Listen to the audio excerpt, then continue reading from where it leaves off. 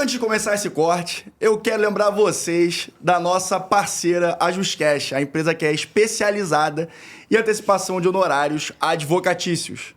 Então você já sabe, né? Se você tiver honorário para antecipar, fala com a JusCash e, pessoal, vocês vão conseguir receber nos próximos dias. Então, acesse o link da JusCash na descrição desse vídeo. Paulo, a gente já falou, você falou um pouco aqui sobre controladoria jurídica e legal operations. Por que eu trouxe isso? Porque aqui no Brasil, a gente já falava muitas e muitas décadas sobre controladoria jurídica, até porque você tem grandes escritórios, grandes bancas que se ergueram através do contencioso. E se você tem um escritório grande, assim como eu tenho um escritório, o contencioso ele é uma parte que exige uma gestão muito clara. E a controladoria, em regra, ela é uma área que faz parte do contencioso. Mas legal operations é um tema relativamente novo. As pessoas não viam de forma tão estratégica.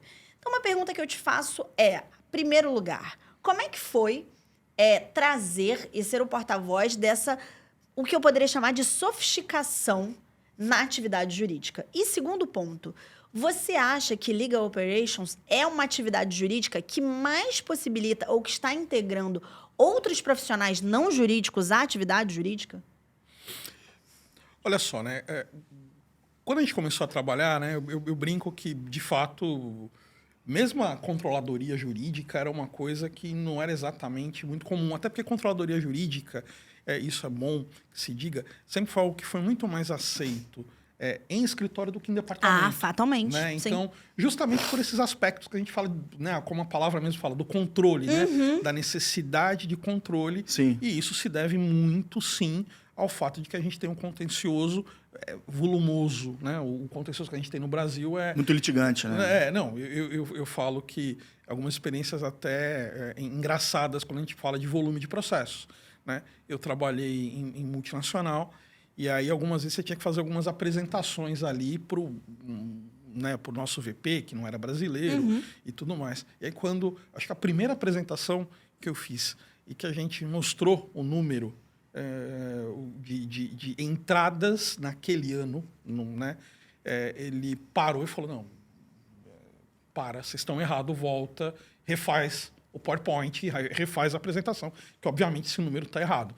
E aí eu me lembro que o meu diretor baixou a cabeça, deu uma risadinha e falou, não está errado, né? É isso aqui, é isso que a gente lida todo mês. O número de entradas, aí você falou, não pode ser, isso é a carteira. Falou, não é a carteira, isso aqui é o que a gente enfrenta todo mês. Então, dado esse volume, a questão de controladoria, ela acabou sendo muito presente em escritórios. Fato. Que tem carteiras muito grandes, muito grandes, né? Volumes muito grandes. Sim. A gente tem, historicamente, a gente tem no Brasil alguns ramos que são muito litigantes, né? Que sofrem muito litígio e tal.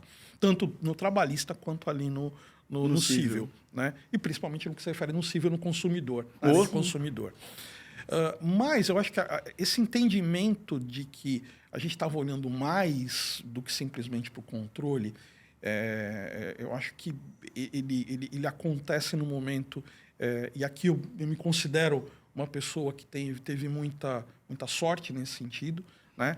Porque ele se dá no momento em que eu trabalho numa empresa, começo a trabalhar numa empresa, numa grande empresa de e-commerce, acho que não tem problema nenhum. Não, problema nenhum. Né? Eu comecei a trabalhar no Mercado Livre. Né? Inclusive, se quiserem fazer uma publicidade aqui, estão mais que bem-vindos, né? Fica à vontade. Né? E tive a grande sorte de trabalhar, naquele momento, com uma equipe de profissionais que tinham uma ideia muito clara de gestão, de resultado, né? Sim. De quais eram objetivos, de como o jurídico, de fato, seria estratégico e de como é que o jurídico, de fato, seria parceiro do negócio. Em que ano foi isso, Paulo? Isso foi em 2016. Olha, gente, 10 anos atrás, uma década. Foi em 2016, uma década. Então, você estava nesse ramo de legal ops quando tudo era mato, literalmente, né? Assim... 2016. 2016, né? Não se falava muito, né? A primeira pessoa com quem eu fui falar sobre legal ops é uma pessoa que vocês conhecem aqui também, que foi a Vanessa Zacaria da Suzano. Maravilhosa. Foi a primeira pessoa que conversando ali em alguns eventos, legal ops, ela falou, eu também estou vendo. Eu falei, opa.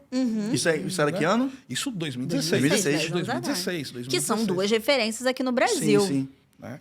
E coincidentemente, naquele ano, e por isso que, novamente, eu acho que a questão de talvez sorte, enfim, foi o ano em que um dos nossos diretores, lá que ficava na Argentina, ele participou do primeiro encontro que a Clock promoveu lá em Vegas.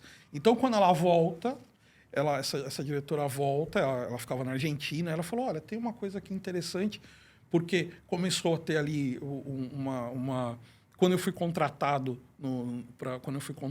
ali no Mercado Livre, o meu foco era muito fazer gerenciamento de orçamento, fazer gerenciamento de fornecedores, né?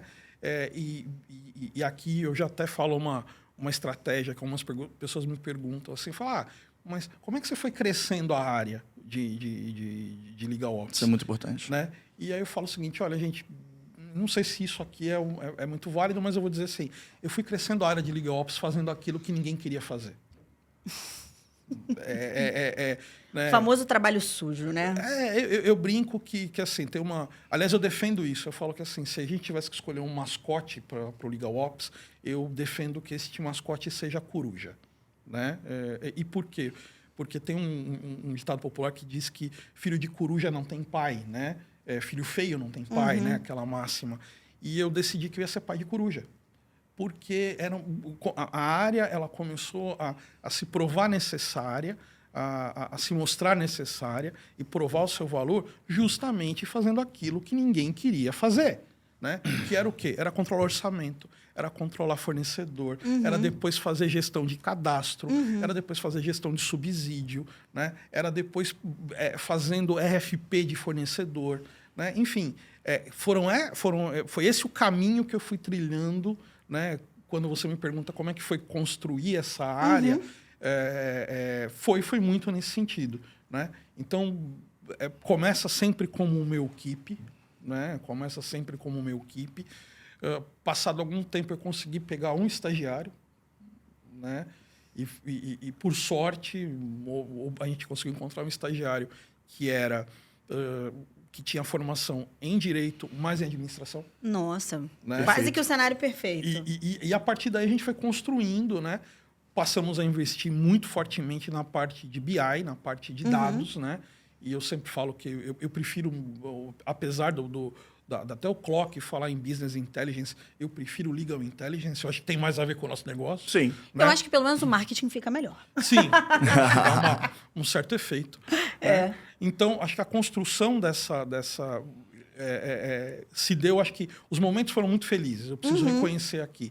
Né? Que os momentos foram muito felizes, o local onde eu estava foi um local que valorizava isso, né? Que valorizava o desenvolvimento dessa área. Né?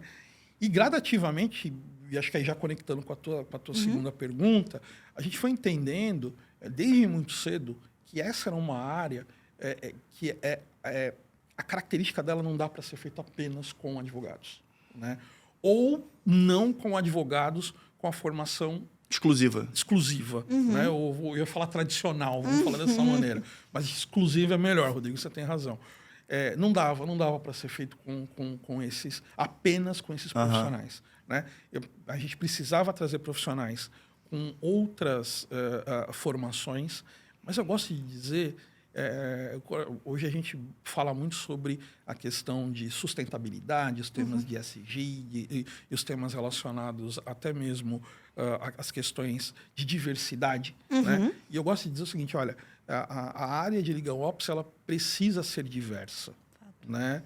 E por que ela precisa ser diversa? Ela precisa ser diversa porque o background desse profissional, o histórico desse profissional, por onde esse profissional passou... Enriquece, né? Cara, conta demais né, na construção desse time. Né? Então, você ter alguém ali que, num determinado momento, trabalhou em outras indústrias, né, que não apenas aquela. Tem um profissional que já passou, por exemplo, um profissional, vamos pensar até mesmo né, no profissional jurídico, mas que a formação acadêmica dele, né, eu gosto muito de dar esse exemplo, né? A gente fala muito da necessidade do jurídico pensar, outra expressão da moda, né? A gente precisa pensar fora da caixa. Precisamos pensar fora da caixa, precisamos de soluções criativas. A gente falava de criatividade até um pouco antes de entrar aqui na nossa conversa. E eu sempre digo o seguinte, gente, a criatividade, ela na maneira como eu enxergo, ela decorre da diversidade. Sem dúvida. A diversidade é um elemento para a criatividade.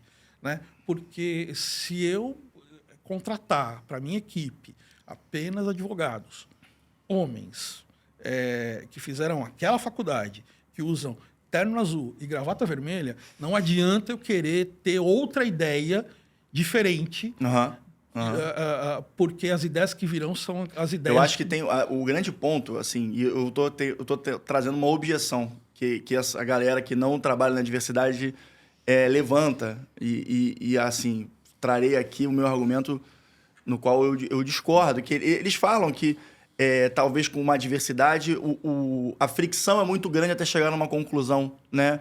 Não tem um pensamento direcionado para o mesmo sentido. Mas aí eu pergunto, será que a não diversidade está te conduzindo para o lugar que você realmente quer ir? Porque muitas vezes, Paulo, muitas vezes você não sabe o que você quer. Você está só fazendo. E assim, você não sabe que você não sabe o que você quer. Porque você só vai saber a partir de um ponto de contato externo, de uma pessoa de uma origem diversa, de uma fonte de conhecimento diversa de outra faculdade, talvez. Então, esse ponto dos processos demorarem mais, me pergunto se o resultado dos processos sem diversidade tem a mesma qualidade. Tenho certeza que não. Olha, desculpa, só para me permite, só para concluir esse ponto, Rodrigo, eu acho que isso é muito tentador para qualquer líder, né? É muito tentador para qualquer líder. E eu falo isso porque isso é uma tentação diária. Né? O Mefisto que fica aqui sempre do nosso lado, né? Falando ali. É muito tentador você, na hora que vai selecionar time, na hora que você vai selecionar um profissional para trabalhar com você, cara, você procurar alguém com o teu perfil. Sem dúvida nenhuma. Porque, não, vai ser mais rápido, vai ser, né, ele vai entender rapidamente aquilo que eu quero. Até porque você vai ter mais facilidade de enxergar as qualidades nessa pessoa. Perfeito. É muito mais fácil você reconhecer o que é bom no outro quando o que você vê que é bom no outro é bom em você, do que quando o que é bom no outro é muito diverso para você. É muito mais difícil, a resistência é muito maior. Perfeito, perfeito. Então, a gente tem essa tentação, né? E é uma tentação muito perigosa, porque a gente caminha para isso, né? Talvez não fazer esses exercícios, então, na medida do possível... É claro, tem posições que são mais complicadas, mas, na medida do possível, eu sempre tento trazer comigo numa entrevista um outro profissional, um profissional de uma outra área, e falar assim, olha, ouve você agora. Sim. Né? Por quê? Porque eu quero ter uma outra perspectiva que não apenas a minha. É verdade. Né? Não, e assim, até só abrindo um parênteses para a diversidade, porque o Manda sempre reforça essa característica positiva, e seja em qualquer matéria que a gente esteja tratando, diversidade é tão importante que um dos grandes fatores, inclusive, de sucesso do Manda para o jurídico é o fato dos seus 3 componentes e sócios terem perfis absolutamente distintos. Eu sou muito diferente do Rodrigo, sou muito diferente do Pedro é muito diferente de nós dois. E o fato dos 3 serem advogados, mas com performance e posições e visões e até carreiras muito distintas, fez com que o Manda pudesse trazer uma qualidade muito superior. Se fossem uns 3 Pedros, não seria tão bom, 3 Natálias não seria tão bom, 3 Rodrigos não seria tão bom. Mas, enfim, é só pra gente sempre reforçar que em legal ops isso é importante, mas eu acredito que em qualquer área, eu sou sócia de um escritório, é muito importante que todos os meus sócios eles tenham pluralidade, porque inclusive é aí que eles vão se complementar, né? Sim. Se todos fossem exatamente iguais, a gente não estaria Deixa eu te fazer uma tão pergunta. bem.